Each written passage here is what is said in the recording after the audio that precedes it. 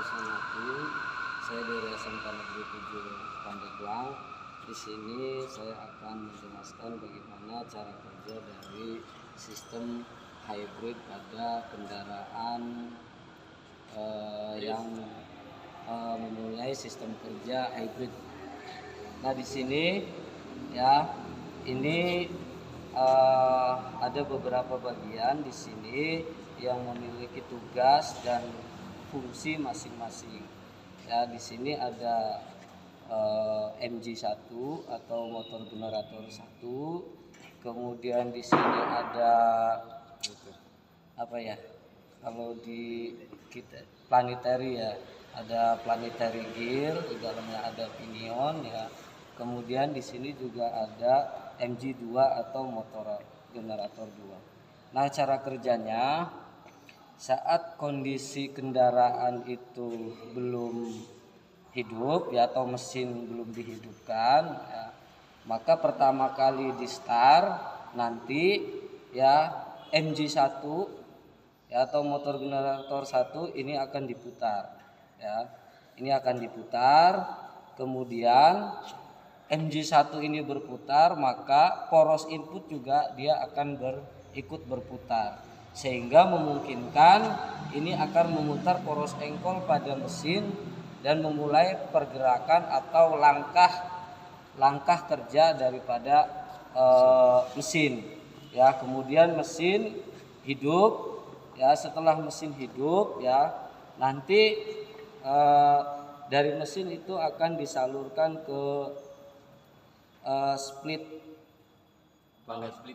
power splitter, itu akan disalurkan ke power splitter melalui gear ini nanti, dan kemudian diteruskan ke roda. Nah, motor generator 2 ini ya, motor generator 2 ini adalah daya tambahan untuk memutar roda kendaraan, sehingga memungkinkan pada saat mesin itu bergerak atau sehingga pada saat mesin itu bergerak, ini juga nanti akan bergerak ya. Jadi ini dapat bergerak dua-duanya secara berbarengan. Nah, cara kerjanya itu jika motor 2 ini berputar ya, dia akan memutar roda ya. Nah, ini biasanya pergerakan dari motor ini saat mobil mengalami beban yang ringan.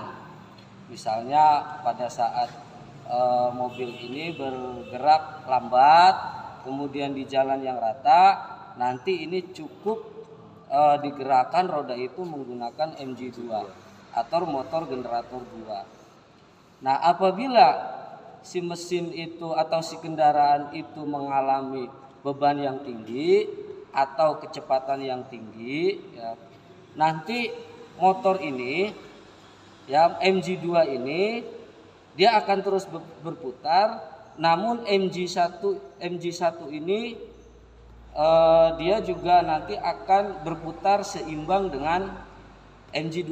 MG1 ini akan diseimbangkan oleh ECU atau perintah dari ECU ya, kemudian bergerak bersama-sama sehingga memungkinkan nanti mesin juga ikut hidup ya. Jadi dua tenaga tambahan, yang pertama dari MG1 gitu, dari MG2. Nah, kemudian tambahan yang lainnya itu dari mesin.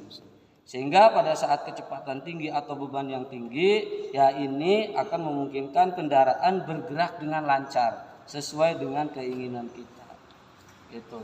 Nah, manakala kendaraan itu posisinya itu turun, setelah nanjak kan kita pasti turun nih ya, kendaraan itu turun.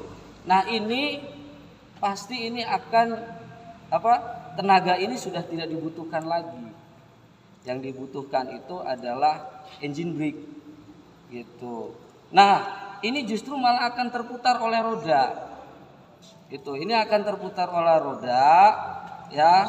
Kemudian ini akan MG1 akan berputar berbalik. Gitu. Ini akan berputar berbalik ke sini sehingga melakukan pengecasan gitu, atau ini juga nanti dua-duanya karena ini tergerak oleh roda, dua-duanya MG2 juga nanti akan melakukan pengecasan ya melalui konverter nanti yang diteruskan ke baterai. Nah itu saat posisi menurun gitu, saat posisi menurun. Jadi memungkinkan dua-duanya nanti akan melakukan pengecasan. Ya, setelah itu ya saat kendaraan itu sudah turun, kemudian dia bergerak normal, nanti ini akan kembali seperti posisi semula. Ini akan berputar, ya. Kemudian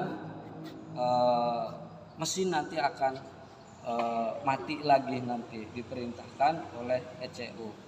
Nah, disitulah karena ada tambahan daya dari motor ini, maka memungkinkan kendaraan itu akan mengkonsumsi bahan bakar yang hemat gitu, jauh lebih hemat daripada kendaraan umum lainnya.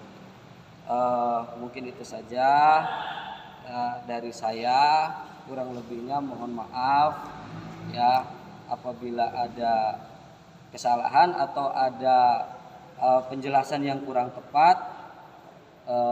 Nanti kita bisa sharing bersama gitu ya, kita belajar lagi. Kebetulan saya juga masih belajar. Terima kasih atas kesempatannya. Wassalamualaikum warahmatullahi wabarakatuh.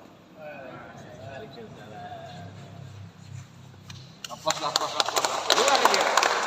Mantap nih kameramennya nih. Sampai semua nih di syuting.